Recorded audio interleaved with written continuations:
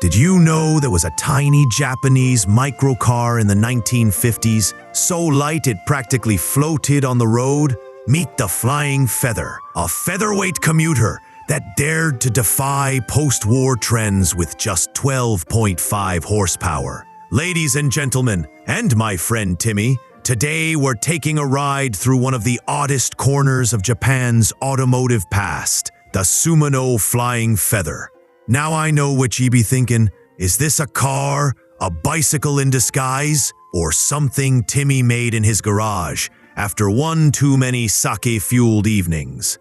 This little featherweight on wheels came from post-war Japan, when cars were a luxury and dreams were powered by leftover motorcycle parts. It was built by two ex-Nissan, Yutaka Mr. K. Katayama, the future Datsun legend, and Ryuichi Tomiya, rebels who decided Japan didn't need another sedan. It needed something light enough to get airborne in a strong breeze. And somehow, they made it happen out of steel, string, and probably a prayer or two. Before we take this thing for a ride through automotive absurdity, do me a favor. Hit that subscribe button like you're trying to start a stubborn lawnmower. You won't want to miss what we've got coming next. So what exactly is this featherweight fugitive from the wind tunnel? We're talking about a car that weighed just 935 pounds, 425 kilograms. If you're into precision, this thing had less mass than my uncle's lawn chair after Thanksgiving.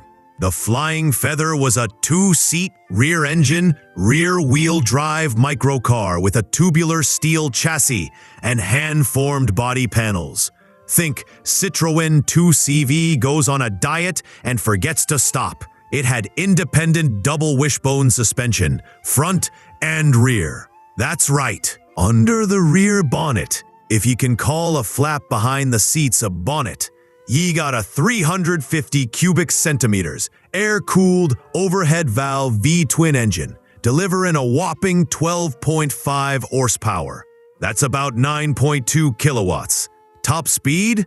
Around 60 to 70 kilometers per hour, 37 to 44 miles per hour, which is exactly the speed Timmy claims he was going when he outran a bear on a bicycle.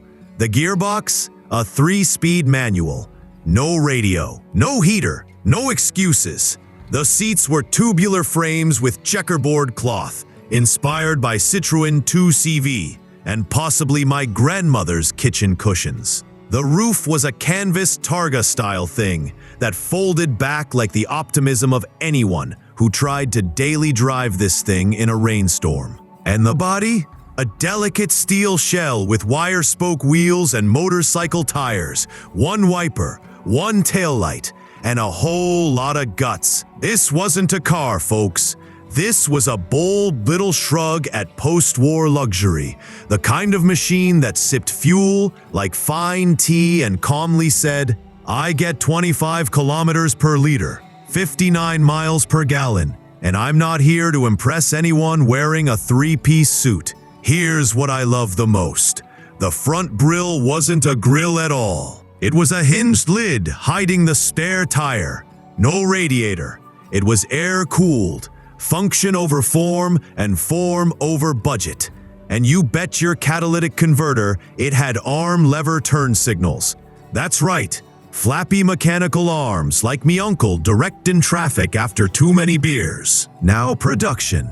They built somewhere between 150 and 200 units from 1954 to 1955. That's it. Why so few? Well, the government didn't throw money at it, and buyers were starting to want something with, actual windows. Suminoe lost its Nissan contracts, and with that, the whole operation folded like Timmy's tent after a one rainy night fishing trip. Today, only a handful survive.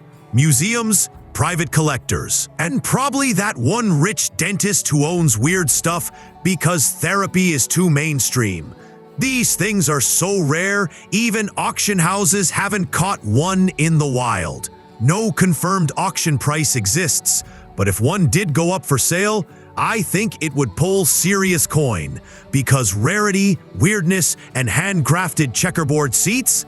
That's collector catnip. Now before we close, let me say this. The flying feather may look like a golf cart's rebellious cousin, but it was built with heart, ingenuity, and a total disregard for modern comfort. And I respect that. It tried to be Japan's Beetle or 2CV, but ended up being Japan's best answer to what can we make with leftover motorcycle parts and dreams. So go ahead, tip your hat to the flying feather, not because it changed the world, but because it tried. And it did so with only one windshield wiper, no heater, and a soul bigger than its engine. And hey, thanks to our channel sponsors, you're the suspension to our cycle fender dreams. Catch you in the next episode.